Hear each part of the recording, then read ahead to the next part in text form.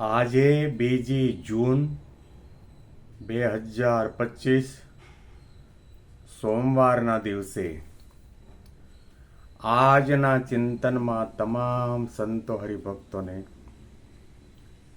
મારા સાષ્ટાંગ પ્રણામ. જય સ્વામિનારાયણ. આજનું ચિંતન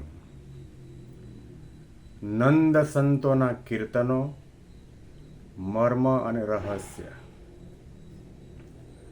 પધારો ને સહજાનંદજી હો, ગુના કરીને માફ. અમ જેવા તમોને ઘણા, પણ તમો અમારે એક.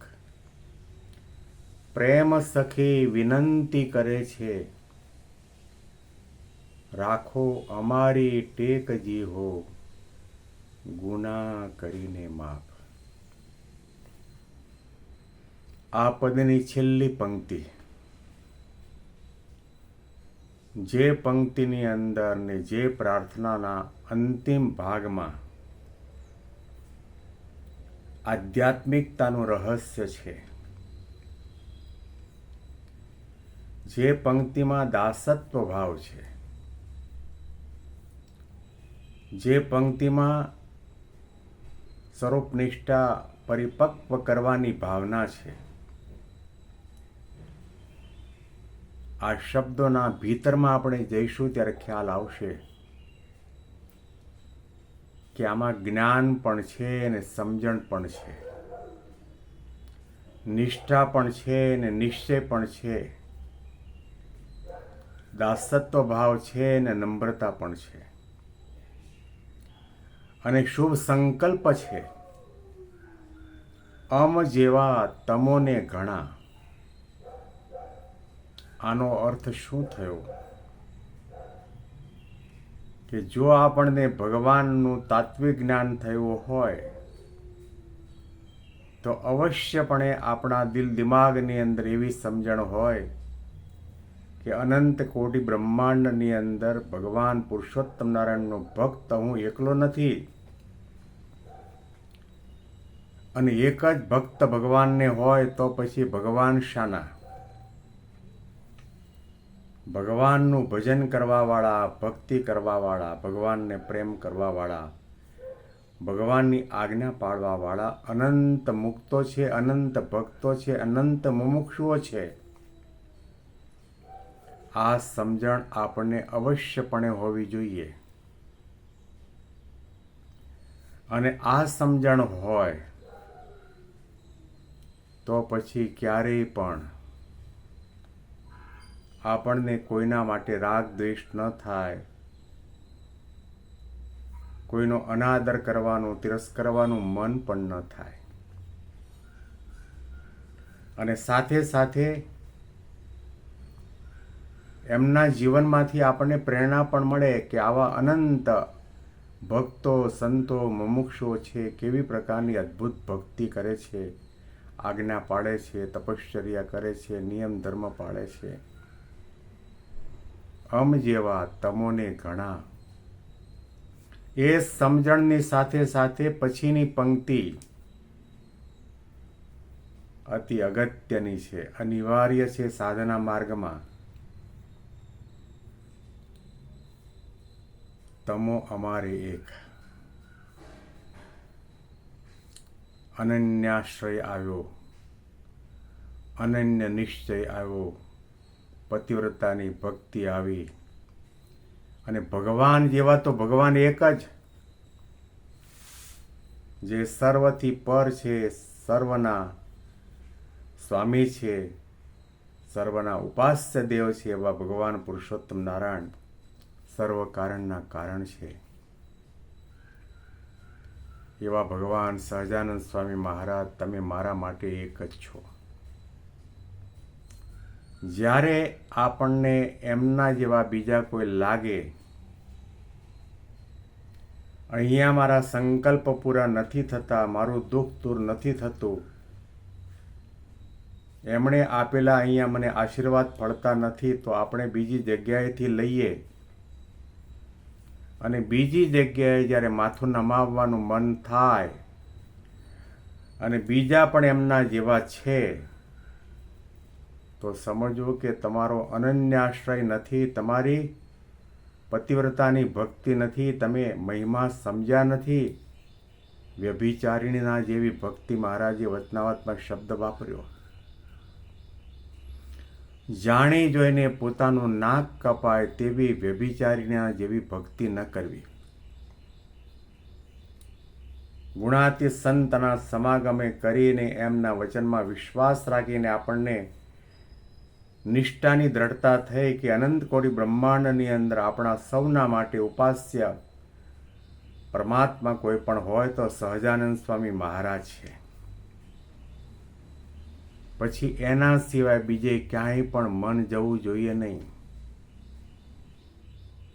જુઓ, વજીબારનો પ્રસંગ આપણે સાંભળીએ છીએ, સંપ્રદાયના ગ્રંથમાં લખાયો છે. ભગવાન જેવા ભગવાન પણ એની પરીક્ષા કરવા માટે આવ્યા, તો પણ એમને ભગવાન સ્વામિનારાયણના પ્રત્યે જે નિષ્ઠાની ગાંઠ બંધાણી હતા એમાં લેશ માત્ર પણ મન ચડાયમાન નથી થયું.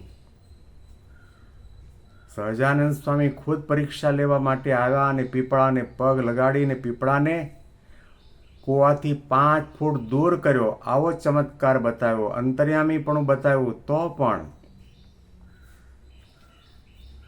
વજીબાને મનમાં એમ ન થયું કે આ પણ ભગવાન છે.